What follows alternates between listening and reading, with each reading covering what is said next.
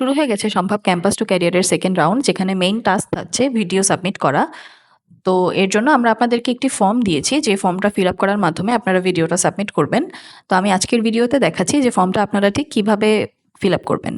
তো প্রথমে আমি ফর্মটা ওপেন করে নিচ্ছি।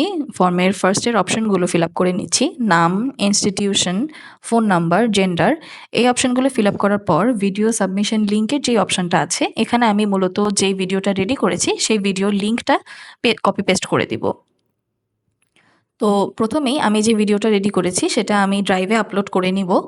এরপর ড্রাইভ থেকে ভিডিওর লিঙ্কটা কপি করে এরপর ফর্মে এসে ভিডিও সাবমিশন ড্রাইভ লিঙ্ক অপশনটাতে আমি পেস্ট করে দিব।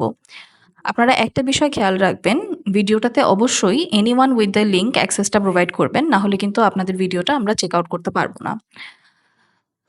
তো লিঙ্কটা আপনারা কপি পেস্ট করে ফেলবেন এভাবে, এরপর সাবমিট বাটনে ক্লিক করে ফর্মটা ফিল আপ করে ফেলবেন। এভাবেই আমাদের সেকেন্ড রাউন্ডের ভিডিওগুলো সাবমিট করতে হবে।